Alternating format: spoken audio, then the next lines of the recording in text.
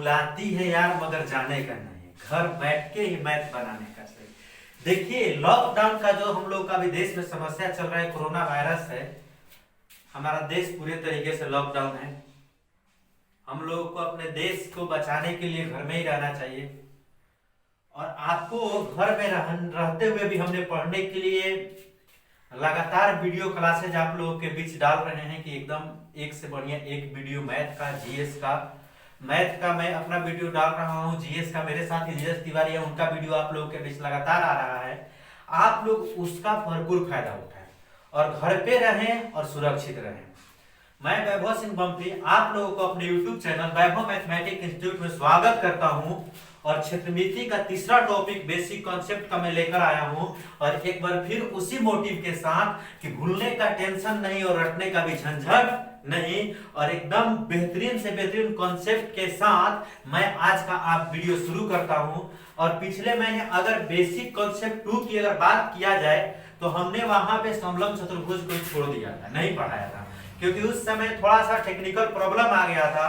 तो कॉन्सेप्ट 2 में मैंने समलंब चतुर्भुज को नहीं पढ़ाया था, तो आज मैं समलंब चतुर्भुज से ही शुरू करता हूं, ठीक है। तो आइए देखते हैं समलंब चतुर्भुज के बारे में। ध्यान दीजिएगा कि ए बी सी और डी एक समलंब चतुर्भुज है। अब ए बी सी डी समलंब चतुर्भुज है तो मैंने आपको बताया था कि अगर ये चतुर्भुज समांतर चतुर्भुज है तो ये ए बी सी डी अगर समांतर चतुर्भुज है तो मैंने बताया था आपको कि A B parallel C D, और बताया था कि A D parallel B C होता है। सम चतुर्भुज है तो भी यही रूल होता है, लेकिन समलंब चतुर्भुज में दो बात ध्यान देने योग्य होती है कि ये जो ए बी और सी डी है ये आपका पैरेलल होगा, लेकिन AD और BC आपका नॉन पैरेलल होगा, ये पैरेलल नहीं होगा। AD और BC आपका पैरेलल नहीं होगा, इस बात का बिल्कुल ध्यान रखेंगे, ठीक है। अब अगर फार्मूला की बात किया जाए कि इसका फार्मूला क्या है, तो अगर फार्मूला अगर देखिएगा तो फार्मूला होता है कि अगर समलंब चतुर्भुज के अगर क्षेत्रफल की बात करेगा तो होता है कि 1/2 इंटू समांतर भुजाओं का योग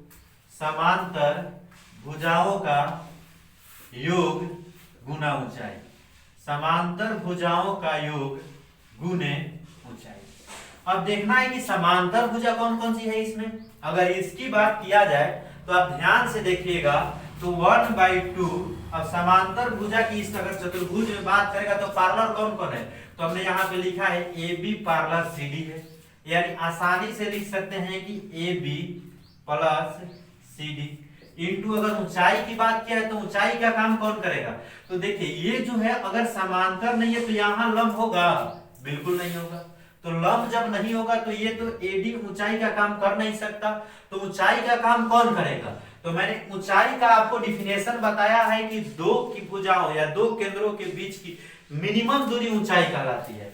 और अगर यहां से इसको हम एंगल को यहां गिराते हैं तो इस बात को ध्यान देना होता है कि लंब हो यानी 90 डिग्री हो, और अगर 90 डिग्री है तो ये ऊंचाई का काम करता है। अतः यहाँ पे ऊंचाई आपका हो जाएगा AM, यानी कह सकते हैं कि समलंब चतुर्भुज ए बी सी डी का आयतन 1/2 अब सम ऑफ पैरेलल साइड यानी A B plus C D into AM, ठीक है। अब किसी भी चीज का परिमाप निकालते हैं तो क्या निकालते हैं कि बाउंड्री की लंबाई।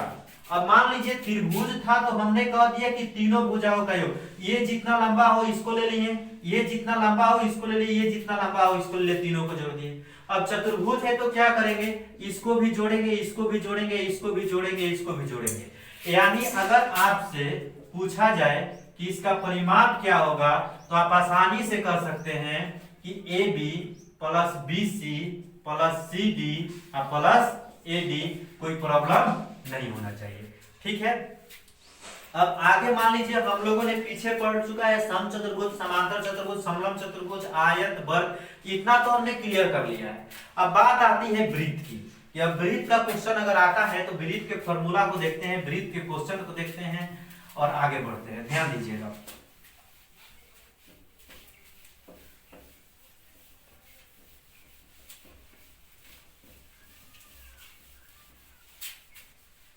ये टॉपिक हमारा जो था समलंब चतुर्भुज था, और समलंब चतुर्भुज के अगर बाद की टॉपिक की बात करेगा तो समलंब चतुर्भुज के ठीक बाद हम लोगों का टॉपिक होगा वृत्त। अब वृत्त क्या है? सेंटर, सर्कल, सर्कल की बात करता है। अब मान लेते हैं कि ये एक वृत्त है जिसका केंद्र यहाँ पे O है। अब यहां से वृत्त के किसी भी छोर पे जो रेखा मिलती है केंद्र से वृत्त की परिधि, अब ये जो गोल है ये क्या है? देखिए त्रिभुज था, अब त्रिभुज के बाउंड्री को हम क्या कहें? परिमाप कहें। ध्यान दीजिएगा, वर्ग था, आयत था, चतुर्भुज था, इसको हम क्या कहें? परिमाप कहें। अब वृत्त के बाउंड्री को क्या कहेंगे? जाहिर सी बात है कि परिमाप कहेंगे, लेकिन वृत्त में परिमाप के जगह पे हम परिधि का इस्तेमाल करते हैं। किसका इस्तेमाल करते हैं? परिधि का। अतः वृत्त के ये जो बाहरी सतह है इसको क्या कहेंगे? परिधि कहेंगे। अब वृत्त के केंद्र से परिधि पे जो रेखा खींची जाती है इसे त्रिज्या कहा जाता है। क्या कहा जाता है? त्रिज्या कहा जाता है। और अगर हम इस त्रिज्या को इधर भी मिला दे तो इसे क्या कहते हैं? व्यास। ये भी आर, यानी आर और आर मिलके क्या हो गया? 2r हो गया। अब वृत्त का जो व्यास है वो वृत्त की सबसे लंबी जीवा होती है। यानी पहला नोट करने वाला बात यह है कि वृत्त का व्यास उसकी सबसे लंबी जीवा होती है, उसकी सबसे लंबी जीवा होती है, लंबी जीवा होती है।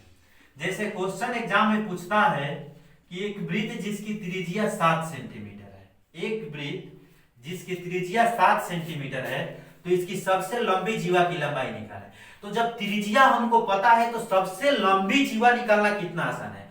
तो हम जानते हैं कि वृत्त की सबसे लंबी जीवा ही उसका व्यास होता है, अतः कह सकते हैं कि ये जो त्रिज्या है इसका दुगुना व्यास होगा, यानी सबसे लंबी जीवा जो होगी वो हमारी कितनी होगी? 14 सेंटीमीटर होगी। आसानी से कर सकते हैं।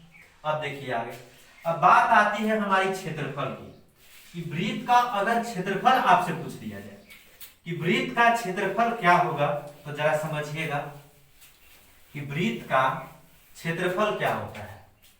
अब देखिए वृत्त की अगर जीवा की बात करें तो भी जीवा ये भी होती है, ये भी होती है, ये भी होती है, ये भी होती है, ये भी होती है। इसमें आपको कोई गड़बड़ नहीं होनी चाहिए कि जीवा अगर पूछेगा कि ये क्या है? जीवा है। ये भी क्या है? जीवा है। ये भी क्या है? जीवा है। वृत्त का व्यास भी क्या है? जीवा है। इस बात को ध्यान में रखना है। अब चलिए दूसरा पॉइंट हमने कहा कि वृत्त का क्षेत्रफल क्या होता है, तो पाई आर स्क्वायर। अब पाई गुने त्रिज्या गुने त्रिज्या, पाई आर स्क्वायर आसानी से कर सकते हैं। अब पाई का मान सिचुएशन के हिसाब से पुट किया जाता है। कहीं पे पाई का मान 22/7 पुट करेंगे और कहीं पे 3.14 पुट करेंगे। जहां जैसा क्वेश्चन दिया रहेगा वहां हम ऐसा काम करेंगे। ठीक है, तो चलिए आगे देखते हैं कि क्षेत्रफल की तो बात हो गई। अब बात होती है कि परिधि की। अभी अभी हमने कहा है कि वृत्त की परिधि कितनी होती है, तो वृत्त की परिधि होती है 2 पाई आर। आसानी से याद कर सकते हैं कि वृत्त की परिधि यानी परिमाप, किसी भी चीज की परिधि, परिधि मतलब ये गोला घेरा हुआ, और इसकी अगर लंबाई की बात करेगा तो कितना हो जाएगा? 2 पाई आर हो जाएगा। आसानी से कर सकते हैं। एक बात आगे जिसकी जरूरत पड़ेगी, ये अगर वृत्त का सेंटर है तो एक बात ध्यान में रखना होता है कि कितना डिग्री का कोण बनाता है? 360 डिग्री का कोण बनाता है। तो वृत्त में क्या क्या हमने अभी तक पढ़ा, जरा फिर से ध्यान अगर दीजिएगा तो हमने पढ़ा वृत्त का क्षेत्रफल, वृत्त का परिधि, ये जान गए कि सेंटर जो होता है 360 डिग्री का कोण बनाता है। और बढ़िया से बढ़िया इस टॉपिक की बात अगर किया जाए कि वृत्त का व्यास उसके सबसे लंबी जीवा होती है। एक बात इसलिए भी जान गए कि अगर इतना इंपॉर्टेंट टॉपिक जान गए तो क्वेश्चन अब हमारा 2D का तो सॉल्यूशन हो जाएगा। अब इसका जब ज्योमेट्री सेक्शन पढ़ेंगे तो क्वेश्चन थोड़ा सा जो मिलेगा वो अलग मिलेगा, तो वो भी बताएंगे, या फिर क्वेश्चन आएगा तो जहां से थोड़ा सा भी थ्योरी निकलेगा हम आपको क्लियर करते चलेंगे।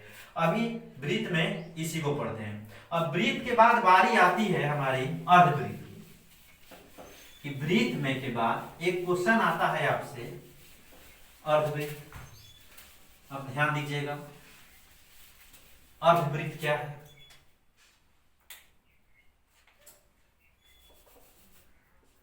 अब वृत्त के बाद अगर बात अर्धवृत्त का किया जाए तो ध्यान दीजिएगा कि वृत्त के आधा भाग को हम क्या कहते हैं, अर्धवृत्त। अब ये वृत्त था, ये इसका सेंटर था, हम सेंटर को सीधा व्यास मानकर खींच दिए, ये क्या हो गया, अर्धवृत्त हो गया। अर्धवृत्त में भी वही बात है कि अगर ये त्रिज्या है तो ये भी त्रिज्या है। अब एक बात और जानते हैं कि अर्धवृत्त का जो व्यास होगा वह जीवा सबसे लंबी जीवा होगा, ये भी बातें आप से जान गए। अब बात आती है क्षेत्रफल की, तो सबसे पहले बात आई जब क्षेत्रफल की, तो अर्धवृत्त का क्षेत्रफल क्या होगा जरा समझते हैं। तो यह अगर पूरा वृत्त था, थोड़ा सा अगर समझिएगा तो क्वेश्चन को आप आसानी से बना सकते हैं कि पूरा वृत्त था, तो हमने कहा कि एंगल कितना डिग्री बनता है, 360 डिग्री। ये आधा वृत्त है तो एंगल कितना डिग्री बनेगा, 180 डिग्री। अब अगर क्षेत्रफल की बात किया जाए वृत्त की, कि वृत्त का क्षेत्रफल क्या होगा, अगर हम कहें कि वृत्त का क्षेत्रफल क्या होगा, तो ये भी कह सकते हैं कि सेंटर पे जब 360 डिग्री का कोण बनता है तो क्षेत्रफल क्या होगा, तो आप कहते हैं कि पाई आर स्क्वायर। हम कहें कि अर्धवृत्त का क्षेत्रफल क्या होगा, अर्धवृत्त का क्षेत्रफल क्या होगा, तो कितने डिग्री का कोण बनेगा बाबू, 180 डिग्री का कोण बनेगा। कितना डिग्री का कोण बनेगा, 180 डिग्री का। तो 360 पे जब एक पाई आर स्क्वायर होता है क्षेत्रफल, तो फिक्स है कि 1 पे पाई आर स्क्वायर बटा 360 होगा, और 180 पे क्या होगा, अगर 180 की बात किया जाए तो आप आसानी से कह सकते हैं 180 बटा 360 गुने पाई आर स्क्वायर, यानी कह सकते हैं 1/2 पाई आर स्क्वायर। अब आपके मन में सबसे बड़ा सवाल यह पैदा हो रहा होगा कि सर हम तो एकदम स्टार्टिंग से पढ़ते आए हैं कि वृत्त का क्षेत्रफल पाई आर स्क्वायर होता है, और अर्धवृत्त का जो क्षेत्रफल होता है वो 1/2 पाई आर स्क्वायर होता है। तो आप हमको ये 360 डिग्री और ये 180 डिग्री के उलझन में क्यों डालें। तो देखिए हमारा बताना इसलिए इतना इंपॉर्टेंट हो जाता है कि आगे आप कभी एग्जाम में क्वेश्चन को गलत न करें। अब गलत करने की चांसेस कहां रहती है, जरा उसको समझते हैं कि आप अगर 360 और 180 को अगर समझ गए तो आपको त्रिज्या खंड का क्षेत्रफल क्या होगा समझने की जरूरत नहीं है, चाहे ये कितने डिग्री एंगल की बात करेगा, क्यों होता है ये भी समझने की जरूरत नहीं पड़ेगी। अब क्यों नहीं पड़ेगी जरा हम समझते हैं, इसको विस्तार से लिखते हैं कि हम कुछ काम करते हैं बोर्ड पे और उसको आपको समझाते हैं, आप अगर समझ गए तो हमारा एकदम पढ़ाया हुआ, हमने कहा कि भूलने का झंझट नहीं और रटने का भी टेंशन नहीं, तो सही बात है आप भूल भी नहीं सकते और रटने की भी जरूरत नहीं पड़ेगी। अब देखिए क्या है, मैंने कुछ यहाँ पे डायग्राम बनाया, एक वृत्त बना दिया, एक अर्धवृत्त बना दिया, एक अर्धवृत्त बना दिया, एक चतुर्थांश हमने बना दिया, एक चतुर्थांश हमने बना दिया, एक और कुछ इस तरीके से मैंने बना दिया। अब ये टोटल देखा जाए तो वृत्त का ही भाग है, वृत्त से ही काट काट के बनाए हैं हमने। अब इसका अगर सेंटर की बात करेगा तो ये सेंटर पे 360 डिग्री का कोण बनाता था। ये अगर अर्धवृत्त है तो ये सेंटर पे आपका 180 डिग्री का कोण बनाता है। ये अगर चतुर्थांश है तो ये 90 डिग्री का कोण बनाता है। इसको भी मान लेते हैं कि ये 75 डिग्री का कोण बनाता होगा। अब देखिए कितना आसान है। अब ये वृत्त हुआ, ये अर्धवृत्त हुआ। अब अर्धवृत्त के बाद आप आते हैं तो कहते हैं कि त्रिज्या खंड हो गया, ये भी त्रिज्या खंड हो गया। तो एक बात का ध्यान आप अगर रखिएगा तो क्वेश्चन आसानी से सॉल्यूशन होगा कि अगर ये त्रिज्या खंड है, ये भी त्रिज्या खंड है, तो ये त्रिज्या खंड क्यों नहीं है, ये भी त्रिज्या खंड है, क्योंकि इसी एंगल को हमने डिवाइड करते हुए हमने आया है। और मैंने आपको पहले ही पढ़ा है कि 360 डिग्री बराबर पाई आर स्क्वायर होता है, पहले ही आपको पढ़ा चुके हैं। और जब 360 डिग्री यानी 360 डिग्री बराबर पाई आर स्क्वायर होता है, बात क्षेत्रफल की अभी हो रही है, इस बात को थोड़ा सा ध्यान रखिएगा कि बात क्षेत्रफल की हो रही है। तो क्षेत्रफल में 360 डिग्री बराबर पाई आर स्क्वायर होता है। मैं जानता हूं कि वृत्त का क्षेत्रफल पाई आर स्क्वायर, और वृत्त में कितने डिग्री का एंगल बनता है, 360 डिग्री का, तो हम आसानी से कहेंगे 360 डिग्री बराबर पाई आर स्क्वायर। ये भी कह सकते हैं 1 बराबर पाई आर स्क्वायर बटा 360 कह सकते हैं कि नहीं कह सकते हैं कि अगर यहां एंगल 1 डिग्री का बनता, अगर एंगल 1 डिग्री का बनता तो क्षेत्रफल हमारा क्या होता, पाई आर स्क्वायर बटा 360। अब जैसे ही अर्धवृत्त के लिए आए, अर्धवृत्त में कितने डिग्री का एंगल बनता है, 180 डिग्री का, तो हम आसानी से कहें कि 180 डिग्री बराबर 180 बटा 360 गुने पाई आर स्क्वायर, यानी क्या हो जाएगा, तो 1/2 पाई आर स्क्वायर। आपके फॉर्मूले पे आ गए। तीसरे में आएंगे चतुर्थांश के लिए, क्या करेंगे, 1 बराबर पाई आर स्क्वायर बटा 360, तो 90 बराबर 90 बटा में 360 गुने पाई आर स्क्वायर। आसानी से कर सकते हैं कि नहीं कर सकते हैं, यानी चतुर्थांश की अगर फॉर्मूला की बात करेगा तो 1 बटा में 4 पाई आर स्क्वायर, आसानी से 1 बटा 4 पाई आर स्क्वायर, 1 बटा 4 पाई आर स्क्वायर, ध्यान रहेगा। अब अगला टॉपिक देखें, अगर 75 है तो 75 बटा में 360 गुने पाई आर स्क्वायर करेंगे, और 75 से अगर घटाएंगे तो 15 5 75 और 15 दूनी 30, 15 चौका 60, 5/24 पाई आर स्क्वायर। आसानी से कर सकते हैं, कोई प्रॉब्लम नहीं है। अब अगर आगे की बात की जाए कि इतने को हमको अगर एक निष्कर्ष पे पहुंचना हो, कि मान लीजिए हमने इतना तोड़ के आपको पढ़ा है और इसको एक निष्कर्ष पे जाना हो कि आखिर इसका निष्कर्ष हम कैसे निकालें, तो निष्कर्ष के लिए हम आपको बताते चले कि इसका सबसे बेहतरीन निष्कर्ष ये है कि हम जान जाएं कि जितनी थीटा की बात करता है उतनी थीटा। अगर वृत्त है तो 360, चतुर्थांश है 90, अर्धवृत्त 180, कोई 50 डिग्री दिया है 50, कोई 40 डिग्री दिया है 40, कोई 30 डिग्री दिया है 30। जितनी थीटा की बात करेगा उतनी थीटा आसानी से लिख देंगे।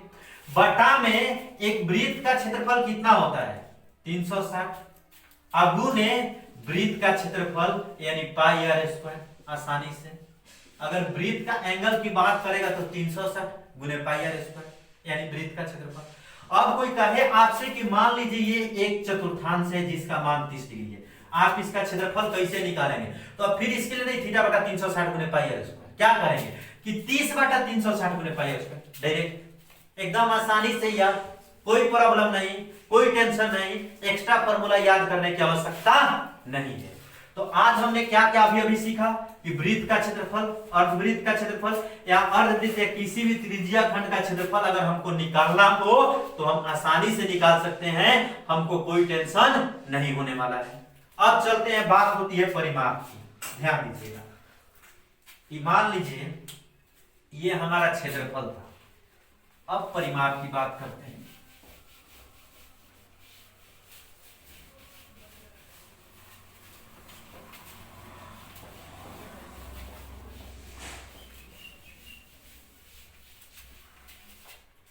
ध्यान दीजिएगा कि मान लीजिए ये एक वृत्त है,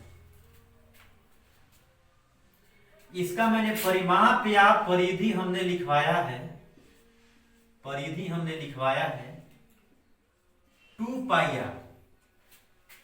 समझने वाली बात है, एकदम बहुत बढ़िया क्वेश्चन आने वाला है। एक अर्धवृत्त है, इसका परिधि क्या होगा, हम आपको बताते चले कि ये वाला एंगल जो होता है कितना डिग्री का होता है, 360 डिग्री। ये वाला जो एंगल होता है वो कितना डिग्री का होता है, 180 डिग्री। और जब परिधि 360 डिग्री बराबर 2 पाई आर होता है तो 1 डिग्री बराबर 2 पाई आर बटा में 360 होगा कि नहीं होगा, और 180 डिग्री बराबर 2 पाई आर बटा में 360 गुने 180 होगा कि नहीं होगा, और 180 दूनी 360 से 360 कटेगा तो पाई आर होगा कि नहीं होगा, परिधि होगा, बिल्कुल होगा। लेकिन आपने अभी तक पढ़ा होगा कि अर्धवृत्त का जो परिधि होता है, अर्धवृत्त का जो परिधि होता है वो पाई आर प्लस 2 आर होता है।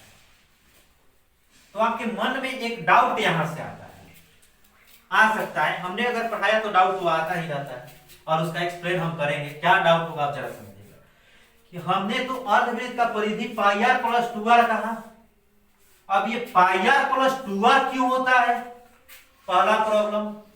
दूसरा प्रॉब्लम कि ये पाई आर क्या होता है, आखिर जब 360 बराबर 2 पाई आर परिधि था तो 180 बराबर पाई आर अगर कुछ होता है तो ये क्या होता है। एक बात क्वेश्चन में ये भी आपको डाउट हो सकता है, जिसको क्लियर करना बहुत ही जरूरी है। अब देखिएगा कि हम त्रिभुज का जब आपको परिमाप पढ़ा रहे थे तो हमने कहा था इन तीनों को जोड़ दीजिए। चतुर्भुज का जब हम पढ़ा रहे थे तो हमने कहा था कि चारों को जोड़ दीजिए। जब हम वृत्त का परिधि निकाल तो हमने कहा कि चारों घेरे को जोड़ दीजिए, निकाल लीजिए मान, वही 2 पाई आर होता है।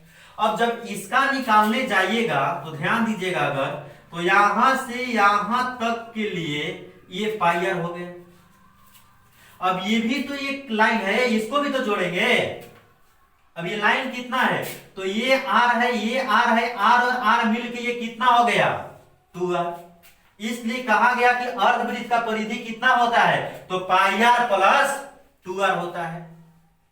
अब बात होगा कि ये पाई आर क्या है, तो ये जो पाई आर है वो चाप की लंबाई होती है। कि चाप की लंबाई, आप अगर क्वेश्चन को स्टार्टिंग से आप पढ़े होंगे, अगर कहीं भी अगर 8-9 क्लास में जो दिया है कि मान लीजिए यहाँ पे कह दे 60 डिग्री और पूछ दे चाप की लंबाई, तो आप क्या करते थे, कुछ याद आ रहा है कि थीटा बटा 360 गुने 2 पाई आर करते थे कि नहीं करते थे।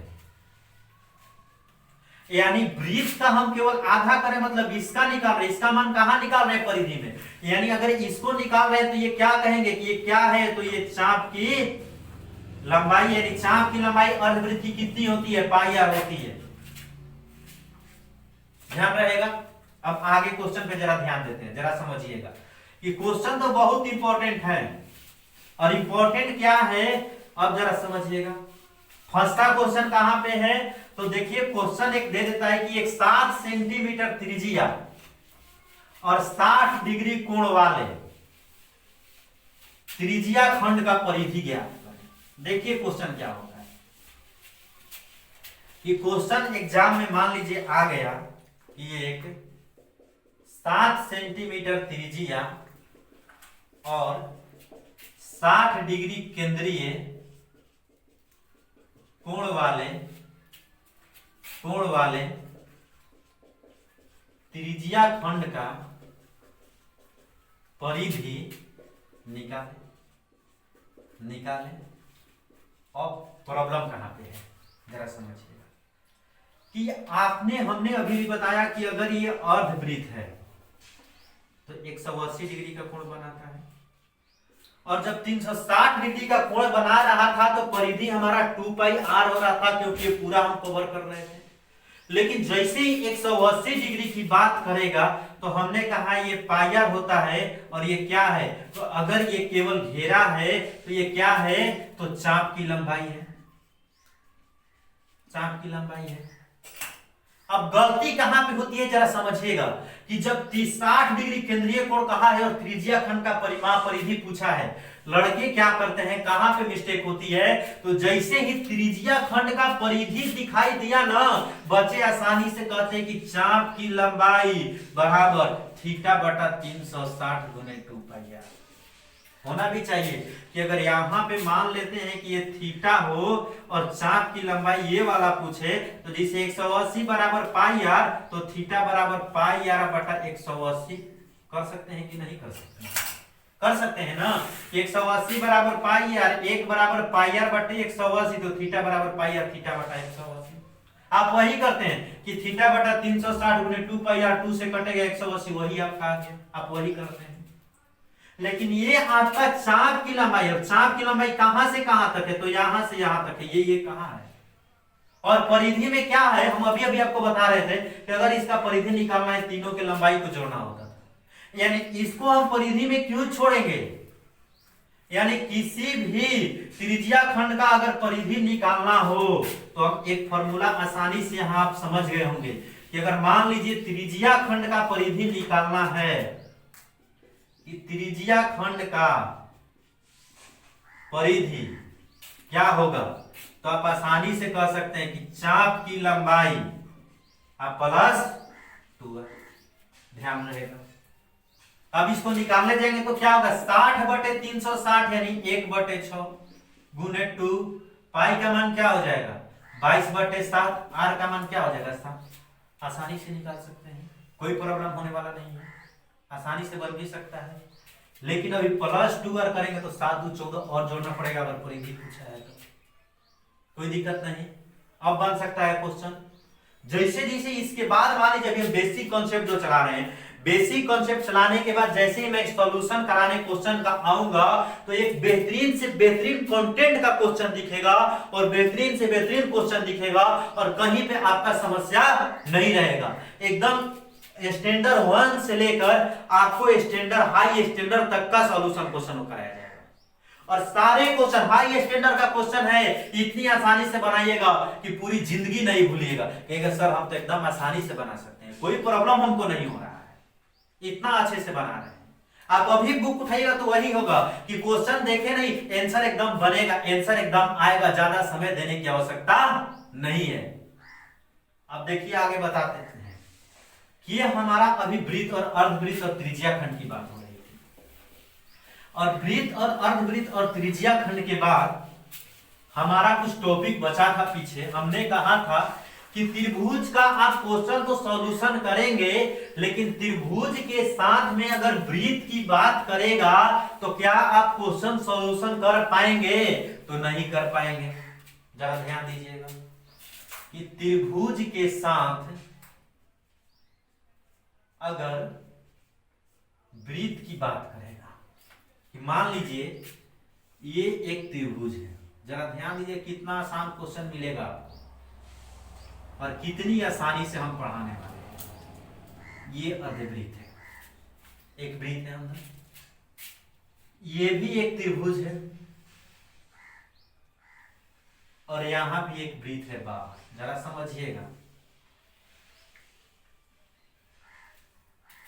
क्वेश्चन पूछता है एग्जाम में, अक्सर पूछता है, थोड़ी सी मिस्टेक के कारण मैं ये दोनों क्वेश्चन को हम नहीं बना पाते।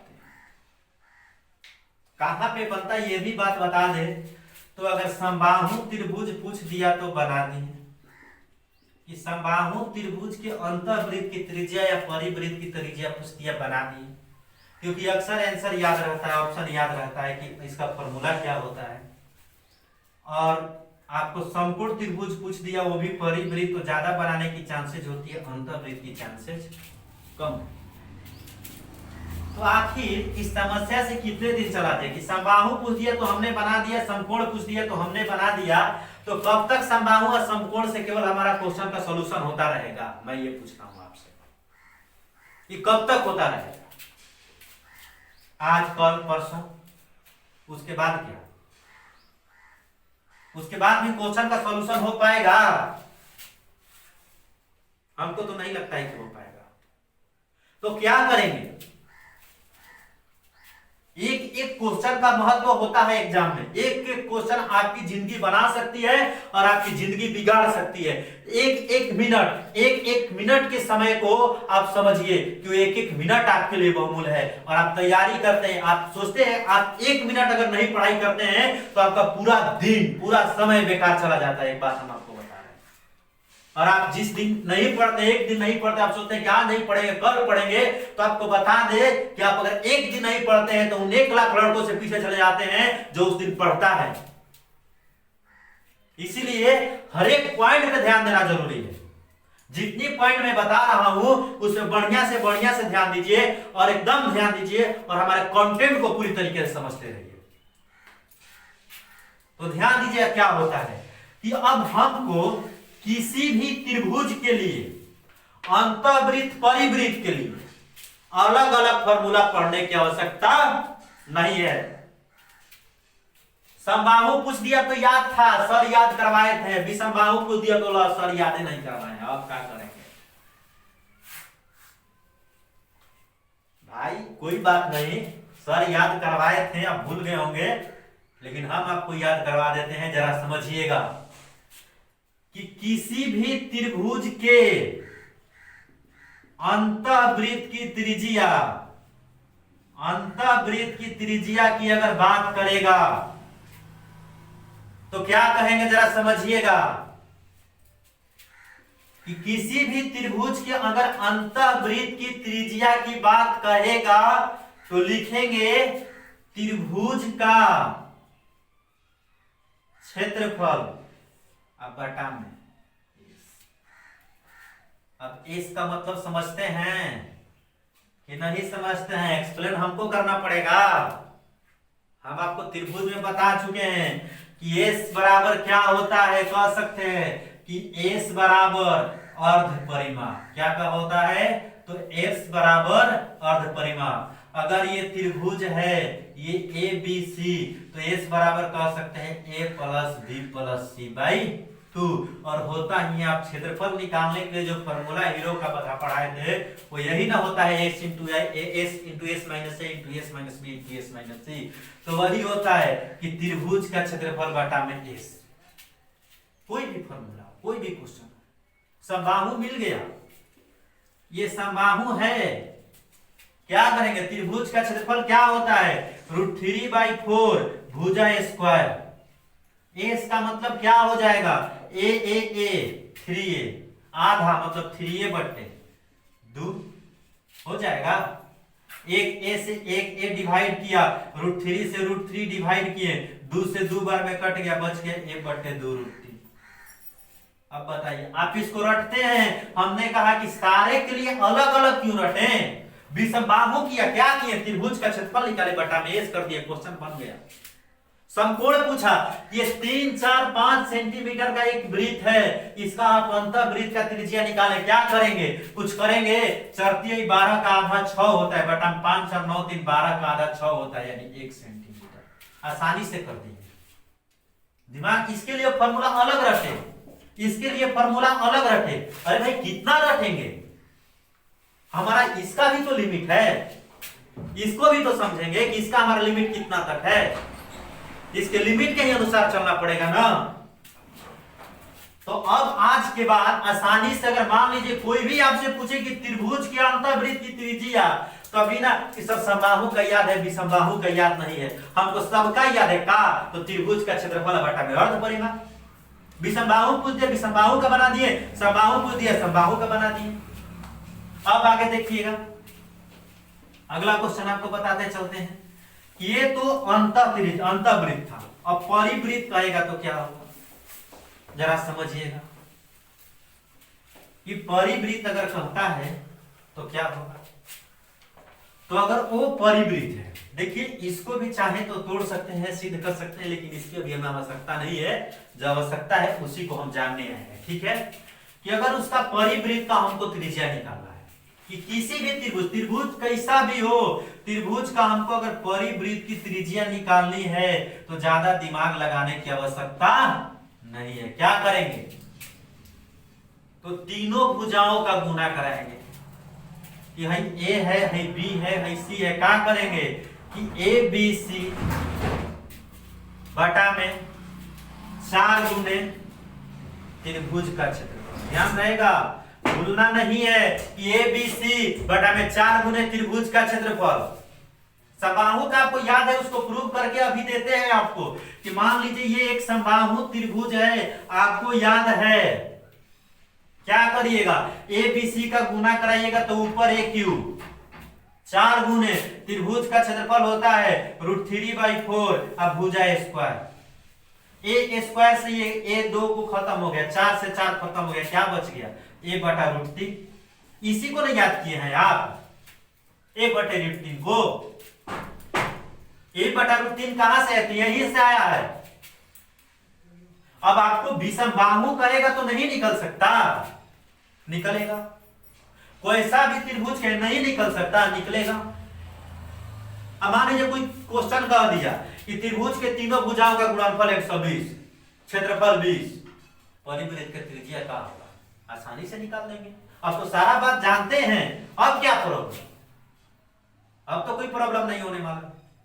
समकोण की चर्चा कर लेते हैं कि मान लीजिए 6 है 8 है 10 है, समकोण त्रिभुज होगा। ए बी सी होता है तो 6 8 है 48 9 या 480, ये भी कह देंगे। 4 गुने त्रिभुज की क्षेत्रफल की बात है, 8 6 48 का आधा 24 हो जाएगा। अब क्या होगा, तो 4 से भाग देंगे तो 120 और 24 से भाग देंगे तो 5, आसानी से। आप यही ना पढ़ते हैं कि समकोण त्रिभुज के परिवृत्त का त्रिज्या कर्ण का आधा होता है, यानी ये 5 हमने क्या निकाला 6, हमने भी 5 निकाला। लेकिन हम एक फॉर्मूला से सारे क्वेश्चन की सॉल्यूशन करने की बात कर रहे हैं। अब इसके लिए अलग, उसके लिए अलग, उसके लिए अलग नहीं, प्रैक्टिस करिएगा, धीरे धीरे धीरे धीरे अलग अलग भी याद हो जाएंगे। लेकिन प्रैक्टिस करने पे और क्वेश्चन बनाने पे, अब इसको बताने के बाद आपको कहीं विषमबाहु त्रिभुज के लिए नहीं जाना पड़ेगा। ये विषमबाहु है तो नहीं बनेगा सर, हमको फॉर्मूला नहीं आता है, आपको सारा फॉर्मूला आता है। ठीक है, तो चलिए आगे देखते हैं।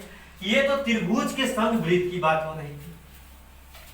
अब बात वर्ग और आयत के साथ हो रही है कि वर्ग के साथ क्या होगा, आयत के साथ क्या होगा। आप काफी है समझदार हैं, आसानी से क्वेश्चन को बना सकते हैं।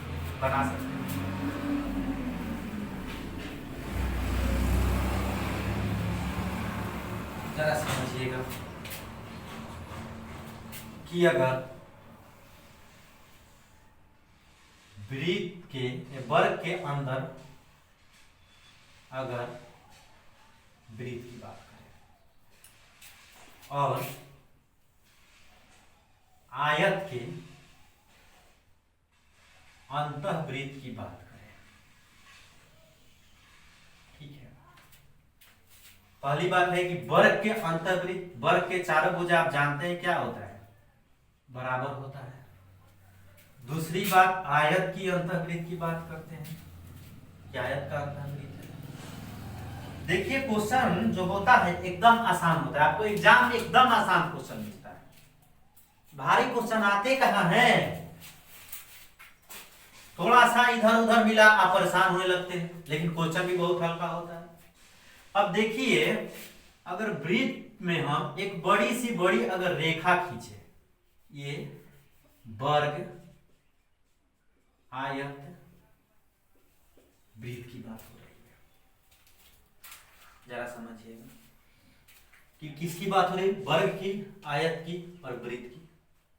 हमने कहा कि ये वर्ग है, वर्ग में को हमने वृत्त खींचा और वृत्त की सबसे बड़ी भुजा जैसे ही हमने खींचा, ये हमारा किसका काम करेगा, व्यास का काम करेगा। किसका काम करेगा, व्यास का। यानी वर्ग के अंतःवृत्त में, अंतःवृत्त में ध्यान दीजिएगा, हर टॉपिक इंपॉर्टेंट है। वृत्त का व्यास बराबर वर्ग का भुजा। क्या कहेंगे, वृत्त का व्यास बराबर वर्ग का भुजा। अब वृत्त का व्यास कितना है, तो जितना व्यास है ए बराबर वर्ग का भुजा कितना है, ए है, और वृत्त का व्यास कितना होगा, डी ए। इसलिए आर बराबर क्या होगा, यार व्यास बराबर 2r कहते हैं, इसलिए आर बराबर क्या हो जाएगा, ए बाई, आसानी से। उसी तरीके से यहां अगर सबसे लंबा लाइन खींचिएगा आयत में, तो यही होगा सबसे लंबा लाइन। अब जब ये होगा तो यहां पे ये कह सकते हैं कि आयत के अंतःवृत्त में, अंतःवृत्त में आयत का चौड़ाई बराबर वृत्त का व्यास। अब आयत की चौड़ाई अगर b है तो आसानी से आप कह सकते हैं कि 2r, इसलिए r बराबर b/2 यानी चौड़ाई बटे 2। अब क्वेश्चन कहते कि 14 गुने 15 का आयत है, इसका अंतःवृत्त का क्षेत्रफल निकालें। 14 क्या है, त्रिज्या है, छोटी भुजा, ये भी ध्यान देना है, छोटी भुजा। चौड़ाई के स्थान पे ये भी कह सकते हैं कि आयत की छोटी भुजा, छोटी भुजा। अब 14 गुना 15 कहा है, तो छोटा क्या है, 14 है, त्रिज्या क्या होगा 7 होगा, क्षेत्रफल पाई आर स्क्वायर 22/7 गुने 7 लिखने की आवश्यकता है बिल्कुल नहीं है। आसानी से दो चीज जान गए कि वृत्त आयत में क्या होगा और वर्ग वृत्त में क्या होगा और आयत वृत्त में क्या होगा। और जब अंतःवृत्त की बात करेगा तो अब जरा परिवृत्त को समझते हैं। परिवृत्त को जरा समझिएगा, क्वेश्चन आसानी से देखिएगा कि अगर क्वेश्चन में बात आपको वर्ग आयत वृत्त में परिवृत्त की करे, कल्पना कीजिएगा, क्वेश्चन देखिएगा, आपको कुछ ना कुछ तो दिमाग आपका लगेगा ही लगेगा। हमको जहां तक लगता है कि ये वर्ग है, ये परिवृत्त है, ये आयत है, ये भी परिवृत्त है। ध्यान दीजिएगा। अब आपसे कहा जाए कि इस परिवृत्त की त्रिज्या क्या होगी, तो हम अगर आपसे कहें कि इस वृत्त में आप सबसे लंबा कौन सी रेखा खींच सकते हैं, ये खींच सकते हैं, इससे लंबा कोई रेखा आप नहीं खींच सकते हैं। यानी एक बात कहें कि अगर वर्ग के परिवृत्त की बात करें, परिवृत्त की बात करें किसकी, तो वर्ग की, तो कहेंगे कि वर्ग का विकर्ण, वर्ग का क्या है, ये विकर्ण है, बराबर क्या होगा, तो वृत्त का व्यास होगा। यानी विकर्ण, वर्ग का विकर्ण क्या होता है, तो अगर भुजा ए है तो विकर्ण क्या होगा, तो हम आपको पढ़ा चुके हैं a√2, अब बराबर क्या हो जाएगा 2r, इसलिए r बराबर क्या हो जाएगा a√2, अब बटा में 2 छोड़ देते हैं, भाग भी दे सकते हैं, √2 a/√2 हो जाएगा। आसानी से इस क्वेश्चन को सॉल्यूशन आप करेंगे। आगे देखते हैं, जरा समझिएगा कि अगर मान लीजिए आयत की बात करेगा तो आयत में सबसे लंबी लाइन क्या होगी, तो ये आयत का विकर्ण होगा। तो क्या कहेंगे कि आयत का विकर्ण, आयत का विकर्ण बराबर वृत्त का व्यास। इसलिए क्या कहेंगे कि विकर्ण बराबर व्यास क्या होता है 2r, इसलिए r बराबर विकर्ण/2। कितनी आसानी से पढ़ लिए, आयत वृत्त, वर्ग वृत्त, त्रिभुज वृत्त, सारे चीज तो पढ़ चुके हैं। तो दो क्वेश्चन देखते हैं, जरा समझिएगा कि जहां पे इक्वल की बात करेगा कि त्रिभुज के अंतःवृत्त की त्रिज्या और परिवृत्त के त्रिज्या का अनुपात क्या होगा, और वर्ग के अंतःवृत्त की त्रिज्या और परिवृत्त के त्रिज्या का अनुपात क्या होगा, क्षेत्रफल का अनुपात क्या होगा, तो आंसर हमेशा फिक्स होता है। जरा समझाते हैं, समझिएगा कि क्वेश्चन कह देगा कि एक समबाहु त्रिभुज ए इसके परिवृत्त और अंतःवृत्त के त्रिज्या का अनुपात निकालें। क्या पूछ रहा है कि परिवृत्त की त्रिज्या अनुपात अंतःवृत्त की त्रिज्या का अनुपात ज्ञात करें। अब परिवृत्त की त्रिज्या क्या होगी, जरा समझिएगा। तो समबाहु त्रिभुज के परिवृत्त की त्रिज्या a/√3 होता है, अंतःवृत्त की त्रिज्या a/2√3 होता है, अभी अभी हमने आपको बताया था। और √3 से √3 कट गया, a से a कट गया, 2 इधर चला आया, 1 इधर चला आया। तो ये अगर कभी भी आपसे क्वेश्चन पूछे कि 15 सेंटीमीटर भुजा वाले समबाहु त्रिभुज के अंतःवृत्त की त्रिज्या और परिवृत्त की त्रिज्या का अनुपात क्या होगा, तो 15 सेंटीमीटर देख के डरना नहीं है, अनुपात हमेशा 2:1 ही होगा, बदलने वाला नहीं है। इसी तरीके से अगर वर्ग के पूछ दिया, ये मान लीजिए वर्ग है, इसके अंतःवृत्त और परिवृत्त का त्रिज्या निकाले, परिवृत्त या अंतःवृत्त की त्रिज्या निकाले, तो आसानी से कहेंगे कि अगर त्रिज्या पूछा है तो क्या करेंगे। अब परिवृत्त है तो क्या होगा, तो अभी अभी हमने बताया विकर्ण क्या होता है, परिवृत्त में ये क्या होगा, ये विकर्ण व्यास होता है। और वर्ग का विकर्ण क्या होता है a√2, और त्रिज्या क्या होगा, इसका आधा। अंतःवृत्त में क्या होता है, तो a/2। अब इस a से a को कटेगा, इस a से a कटेगा, तो वर्ग के अंतःवृत्त और परिवृत्त की त्रिज्या का अनुपात 1:√2, परिवृत्त या अंतःवृत्त की त्रिज्या 2:1। अब भुजा चाहे कुछ हो दे, कह दे कि 1,00,000 सेंटीमीटर भुजा वाले परिवृत्त अंतःवृत्त की त्रिज्या निकाले, 1,00,000 कह दिया।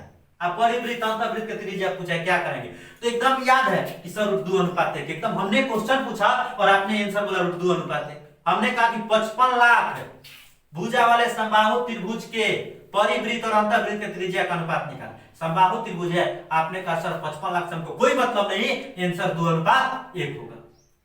अब मान लीजिए क्षेत्रफल का अनुपात पूछ दिया कि त्रिज्या का पूछा तो 2:1, क्षेत्रफल क्या होगा भाई जरा हमको ये बता दीजिए, तो क्या करेगा, तनिको दिमाग लगाने की आवश्यकता नहीं।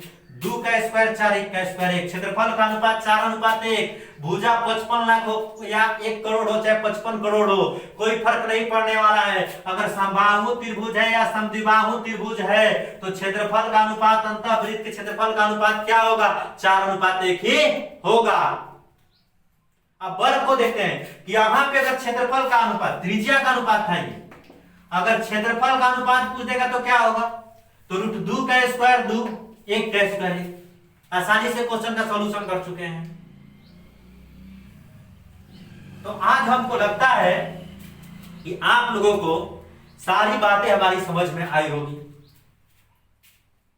अगर सारी बातें अच्छी लगी हो, समझ में आई हो, तो हमारे इस वीडियो को लाइक जरूर करें, शेयर भी करें और सब्सक्राइब करना ना भूलें, ठीक है। एक बात, अगली टॉपिक जो हमारा होगा बेसिक कॉन्सेप्ट में होगा। अब आप सोच सकते हैं कि बेसिक कॉन्सेप्ट में क्या बचा है, तो समबहुभुज पढ़ेंगे, बहुभुज पढ़ेंगे, बहुभुज का क्षेत्रफल, उसके विकर्णों की संख्या, उसके अंतः कोण, उसके बाह्य कोण। अभी बेसिक कॉन्सेप्ट में चौथा टाइप को आने के बाद हम लोग नेक्स्ट टॉपिक को पढ़ेंगे कि क्वेश्चन कैसे बनता है, उसके बाद क्षेत्रमिति 3D में चलेंगे, ठीक है। तो आज के लिए इतना ही। जय हिंद, जय भारत।